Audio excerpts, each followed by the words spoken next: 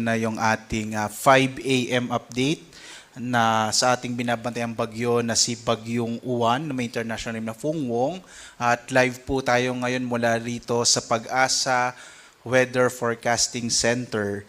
So as of 4 a.m., ang huling lokasyon na itong bagyong si Uwan ay huling namataan yung sentro ng mata ng Bagyong Uwan na sa 195 kilometers silangan sa lalawigan ng Virac sa Catanduanes. Kung makikita po ninyo, no, halos kitang-kita na yung mata ng bagyong si Uwan. Pinapakita nito na napakalakas po nitong bagyong ating minomonitor. At palapit na ito sa may bahagi ng Catanduanes. Hindi natin inaalis yung posibilidad na maaari itong mag-landfall. Kapag sinabi po nating landfall, yung sentro ng mata ng bagyo ay tatama sa kalupaan. Ang kanyang lakas ngayon ay nasa 175 kilometers per hour malapit sa gitna at pagbugso na nasa 215 kilometers per hour. So mahigit 10 kilometro na lamang po or mahigit 10 kilometers per hour na lamang ay maaari nang maabot ng Bagyong Uwan ang super typhoon category at nakikita natin na posible po itong mangyari ngayong umaga. Ang kanyang pagkilos ay medyo mabilis po, no? Pakanluran, hilagang kanluran sa bilis naman na 35 kilometers per hour. At makikita nyo, patuloy nyo pong makikita na malawak yung sakop ng Bagyong Uwan at maapektuhan nga niya ang malaking bahagi ng ating bansa, lalong-lalo na yung Luzon at Visayas. Base rin sa mga monitoring po natin sa iba't ibang istasyon ng Pag-asa, nakakaranas na po ng mga pag-ulan, lalo na itong bahagi ng Eastern Visayas at Bicol Region. Marami na po tayong itinaas na mga heavy rainfall warnings sa mga nabanggit na rehiyon.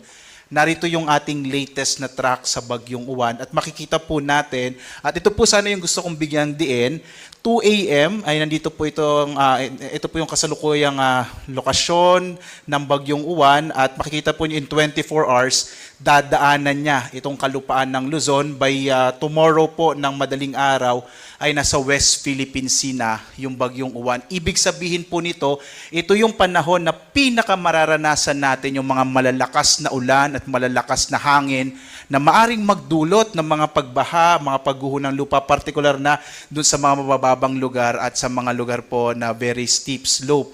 Nakikita po natin base sa track na posible pong lumapit, partikular na sa may bahagi ng Catanduanes, itong bagyong si Uwan.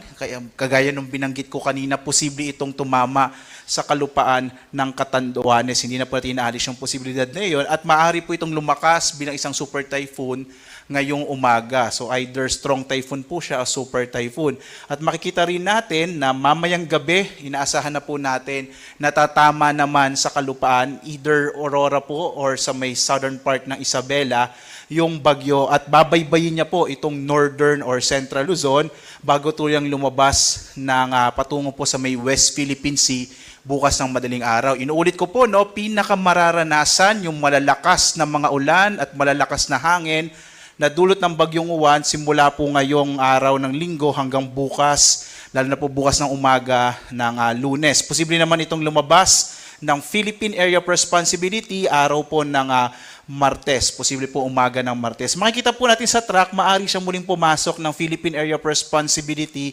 araw ng Huwebes, patungo po dito sa may bahagi ng Taiwan. Sa ngayon po, patuloy pa natin itong imo-monitor at kung makaka-apekto pa ito sa ating bansa. So posible po siyang pumasok muli ng PAR ng Huwebes, pero by Friday ay muling lalabas. So maaari din siyang tumama sa may bahagi ng Taiwan bilang isang severe tropical storm category na bagyo.